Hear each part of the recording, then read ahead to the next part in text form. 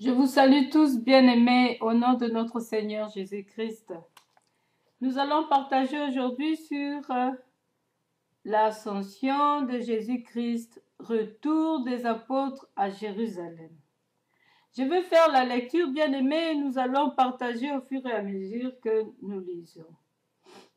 Théophile, j'ai parlé dans mon premier livre de tout ce que Jésus a commencé de faire et d'enseigner dès le commencement jusqu'au jour où il fut enlevé au ciel.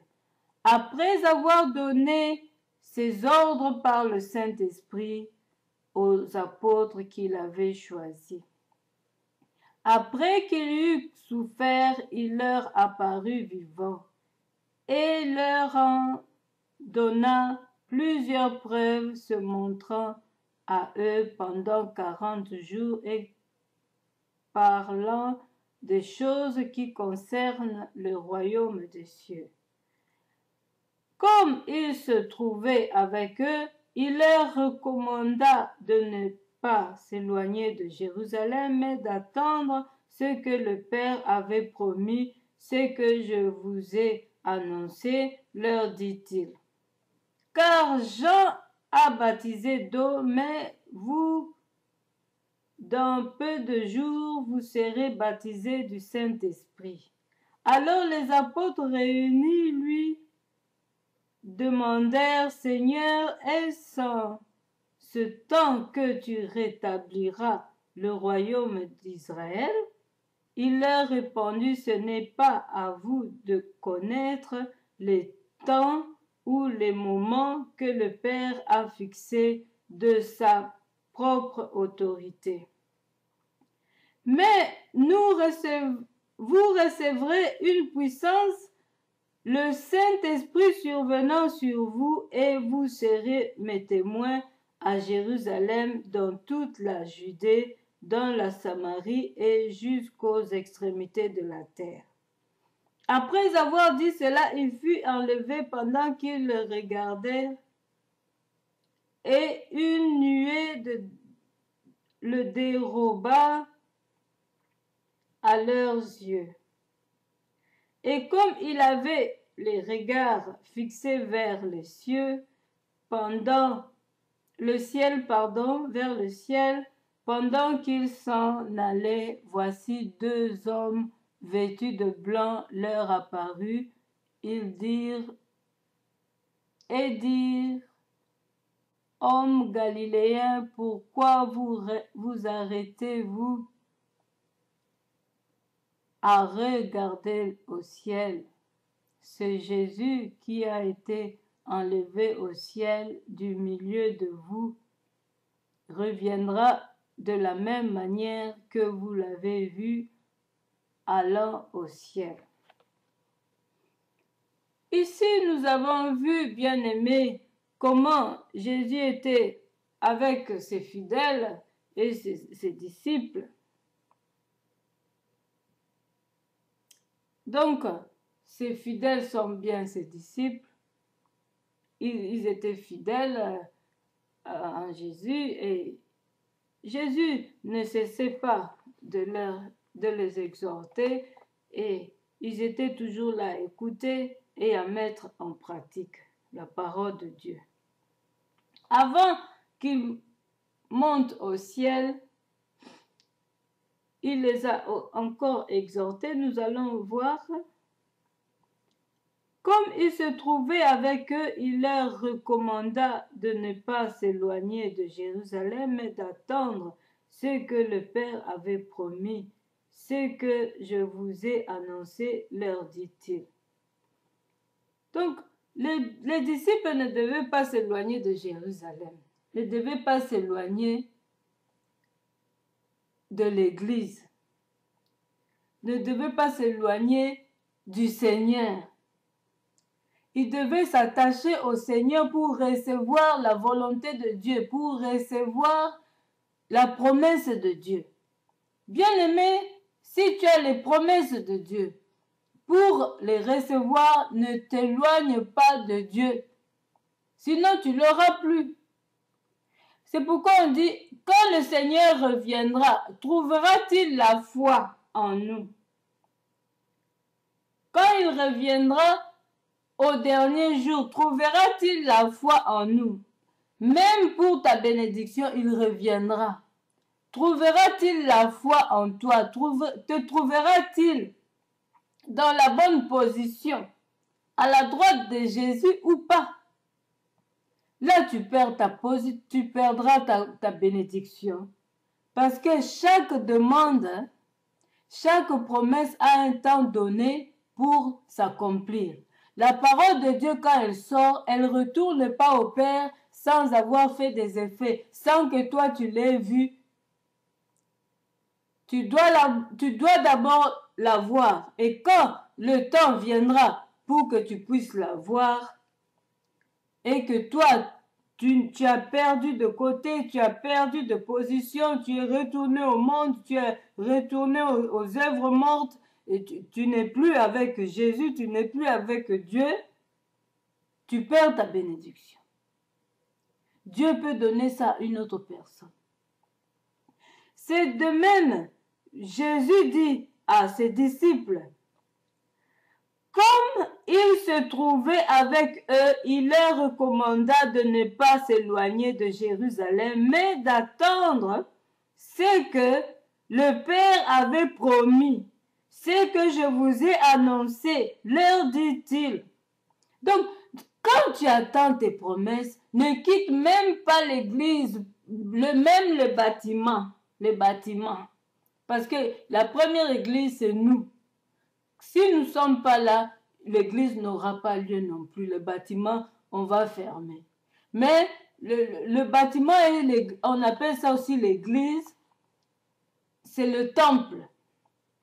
Mais l'église que Christ viendra chercher au dernier temps, c'est nous les humains qui croyons en Jésus-Christ, qui croyons au Père, qui croyons au Saint-Esprit.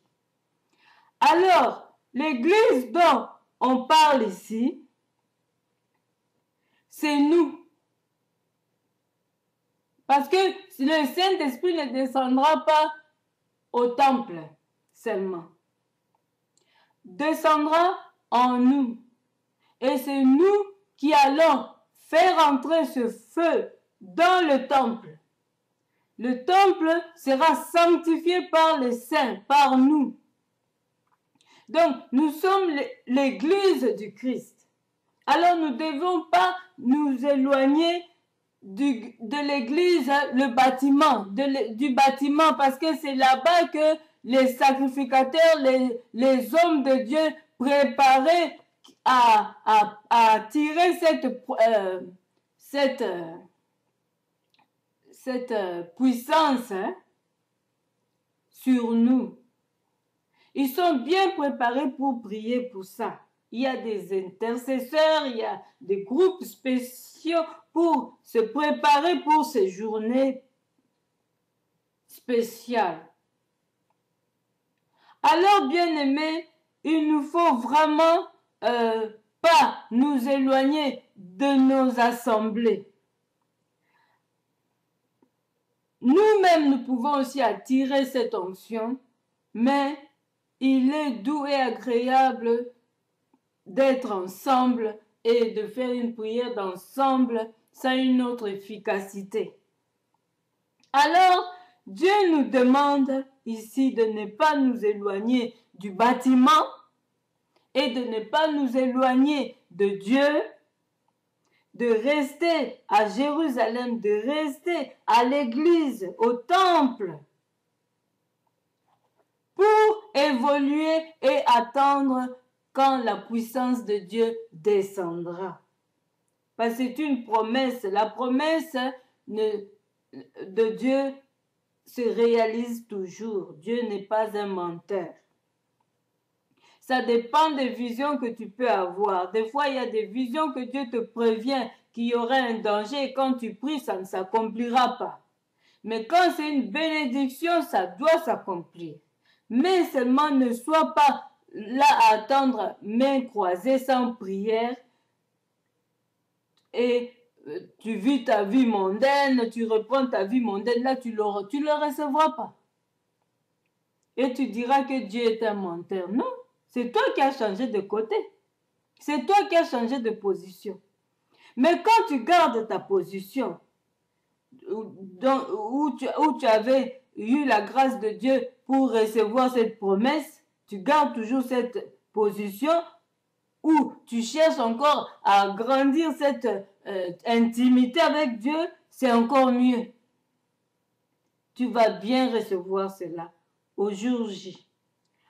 Alors, bien-aimés, voilà ce que je voulais un peu expliquer. Ce que je vous ai annoncé, leur dit-il. Car Jean a baptisé d'eau, mais vous, dans peu de jours, vous serez baptisés du Saint-Esprit.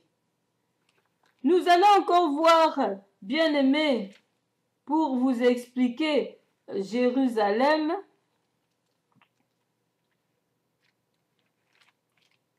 Nous allons voir ça.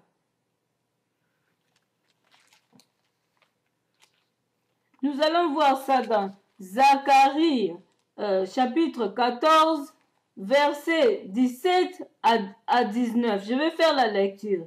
S'il y a des familles de la terre qui ne montent pas à Jérusalem pour se prosterner devant le roi, l'Éternel des armées, la pluie ne tombera pas sur elle. Si la famille d'Égypte ne monte pas, si elle ne vient pas, la pluie ne tombera pas sur elle. Elle sera frappée de la plaie dont l'Éternel frappera les nations, qui ne monteront pas pour célébrer la fête de Tabernacle. Bien-aimés, c'est ça Jérusalem, l'église, le temple. Si vous ne montez pas, ça c'est Dieu qui parle, si vous ne montez pas, bien-aimés, la pluie ne tombera pas, vous ne serez pas bénis. Le sabbat est sacré pour Dieu. Les fêtes sacrées sont sacrées pour Dieu. Si vous ne montez pas le dimanche, sabbat, vous ne serez pas bénis. C'est la malédiction de désobéir aux ordres de Dieu. Ça, c'est un ordre que Dieu nous donne d'aller le sabbat à l'église, d'aller à l'église célébrer Dieu. Et si vous ne faites pas ça,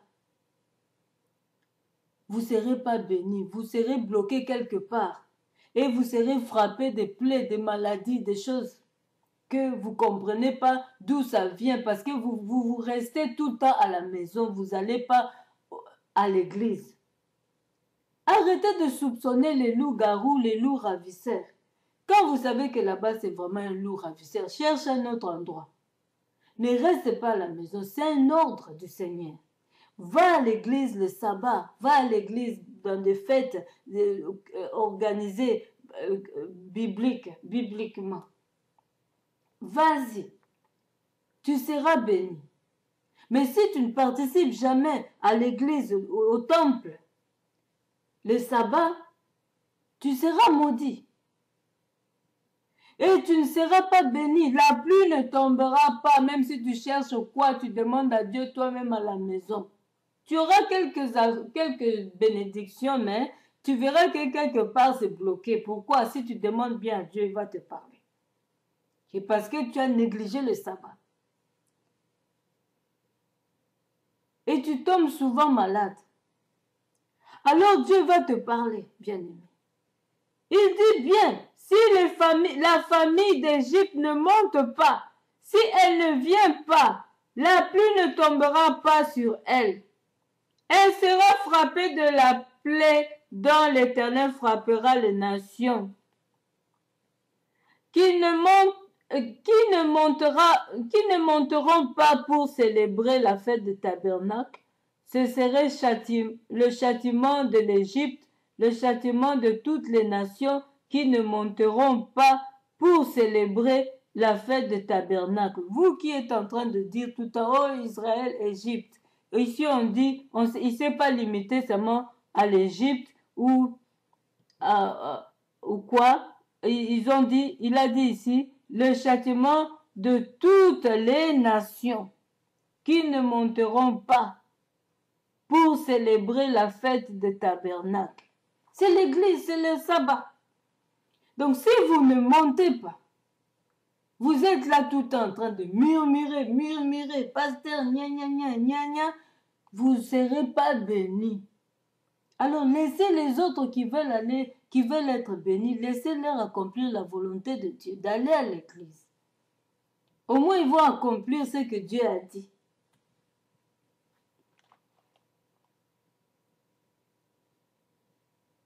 Donc, voilà ce que je voulais expliquer ici, bien-aimés, pour revenir à ce même verset du 4. Alors, ici on nous dit, car Jean a baptisé d'eau, mais vous, dans peu de jours, vous serez baptisés du Saint-Esprit. Telle est la promesse. Jésus, en allant vers le Père, il nous a promis la puissance de Dieu, le Saint-Esprit, de nous remplir du Saint-Esprit. Donc, ça devait toujours s'accomplir comme Dieu l'avait promis pour Jésus-Christ, qu'il allait ressusciter. C'est là on s'est réalisé. Toutes les promesses que Dieu promet comme bénédiction se réalisent toujours. Et c'est que toi, tu négliges des fois un danger qu'on te prévient pour que tu pries, que ça ne s'accomplisse pas, toi tu ne pries pas, ça va se réaliser. Mais si tu pries pour pas que ça s'accomplisse, quand c'est une malédiction ou un danger, ça ne va pas s'accomplir. Parce que Dieu, quand il te montre, toi, quelque chose pour prier et que cela n'arrive pas, il sait qu'il t'a donné une puissance pour détruire cela. N'aie pas peur. Prie, détruis, refuse cela dans ta vie ou dans la vie de ton frère ou sœur. Tu es intercesseur. Défends les âmes que tu as en charge dans la prière. Alors, bien-aimés, vous serez baptisés du Saint-Esprit. Il nous montre la différence du baptême de Jean-Baptiste et le baptême du Saint-Esprit. Le baptême de Jean-Baptiste, c'était par immersion. Entrer dans l'eau profondément, entrer, donc c'est faire mourir le vieil homme du péché et renaître. Quand on sort, on renaît maintenant, c'est la renaissance, on renaît en Jésus-Christ. On revêt une nouvelle vie. Alors, le Saint-Esprit, il faudrait maintenant pour être puissant, dominer sur les œuvres mortes.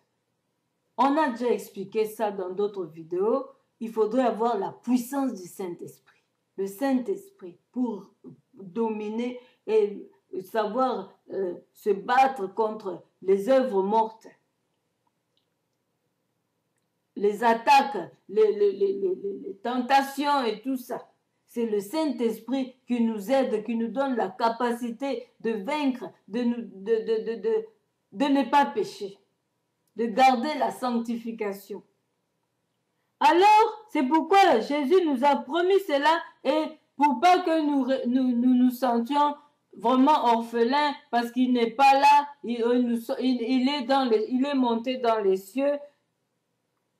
Donc, pour nous dire qu'il sera toujours avec nous jusqu'à la fin du temps, même quand on l'a vu monter.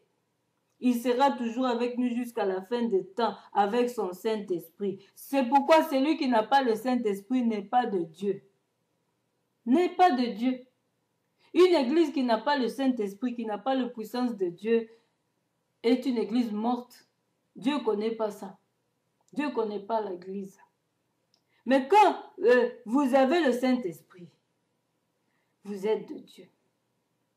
Et Dieu garde son esprit jalousement. Ne l'attristez pas. Parce que vous aurez des comptes à rendre. Quand vous attristez le Saint-Esprit, vous attristez les choristes qui viennent vraiment servir Dieu en vérité, en esprit. vous attristez le Saint-Esprit et vous étouffez l'œuvre de Dieu et vous serez sanctionnés. Ne vous étonnez pas après d'avoir des plaies, des blessures, des problèmes, des malédictions. Quand vous maltraitez un homme de Dieu qui sert Dieu en esprit et en vérité, vous êtes soit raciste, vous êtes soit quoi, vous discriminez les hommes de Dieu, vous discriminez les servantes de Dieu, les fidèles qui viennent servir leur Dieu en esprit et en vérité, vous êtes en train d'attrister le Saint-Esprit. Vous ne serez pas bénis. Vous attirez la malédiction. Voilà, bien-aimés, nous allons continuer. Merci.